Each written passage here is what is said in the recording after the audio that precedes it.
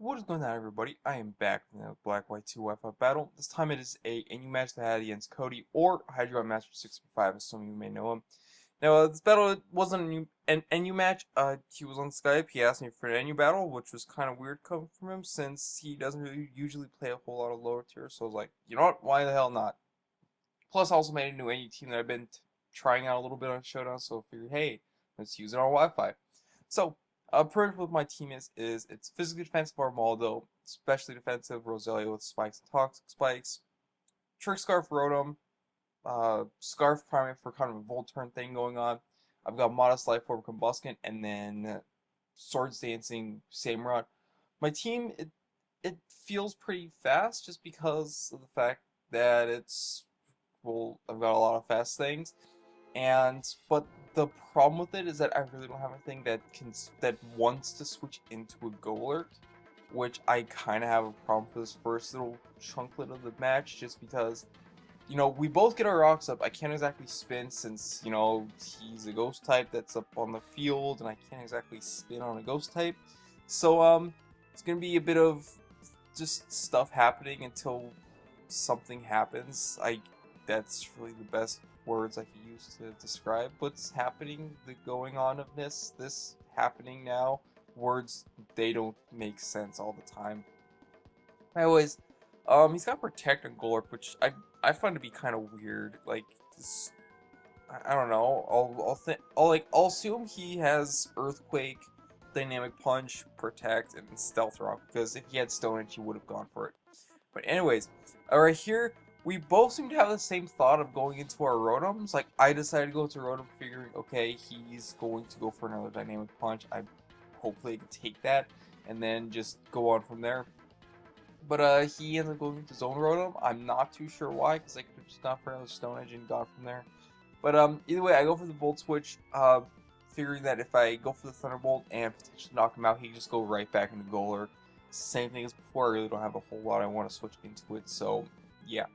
Anywho, go into my Roselia because I'm figuring, okay, he's probably going to go for a Thunderbolt of his own, so I know I could take that. I do take it, and I managed to take another Air Slash afterwards, so I will be able to get up a layer of spikes. Now, the spikes may or may not have really come into play in a couple turns, just because of things and stuff. But anyways, I go into my Combustion here, and now I'm just going to go for Protect. Yeah, I could have just finished him off right there, but I would like the extra speed boost just because of this Primate, because I know Primate has a pretty high base speed, and then Combustion doesn't exactly have the highest base speed. So, I forgot the math on it. I know I was doing a little bit of math during the battle, but I think Combustion needs 2 speed boosts at least to outspeed the Primate. So that's why I went for a Protect right there, so you get the speed boost, kill the Rotom, and then get a speed boost afterwards. But anyways, he goes to Auto Note, and I managed to take the thing out with a Focus Blast. He told me that thing was fully specially defensive, and we ran calcs afterwards, and a Focus Blast from a Modest Life Orb Combustion versus a specially defensive Auto Note does like 80 something to 91%. So the rocks may have mattered. Like the rocks, like I don't know, just depending on mid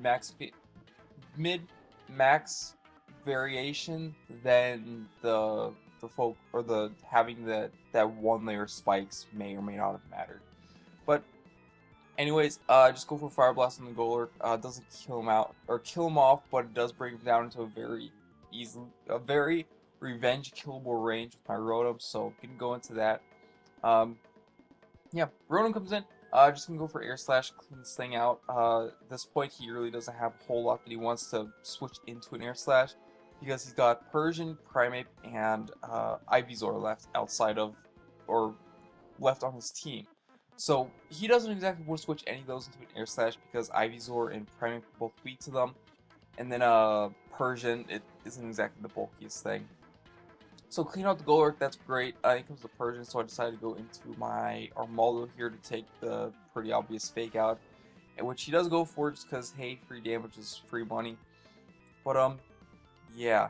So anyways, figuring that he's just gonna go for another move, yeah. Anyways, figure that I could take another hit from this thing, I'm gonna go for rapid spin because I want those rocks out of the way, because I want to be able to switch my Rotom in freely without having to worry about stealth rock damage. So I do go for that right here as he goes to his Primate. And at this point, Armaldo's job is done. He got the rocks up, got his rocks away, and since he has no way to set them back up or any way to spin away my rocks, then Armaldo's pretty much death bar at this point. So leave Armaldo into die. He goes just for the close combat, so now I can go into my Rotom.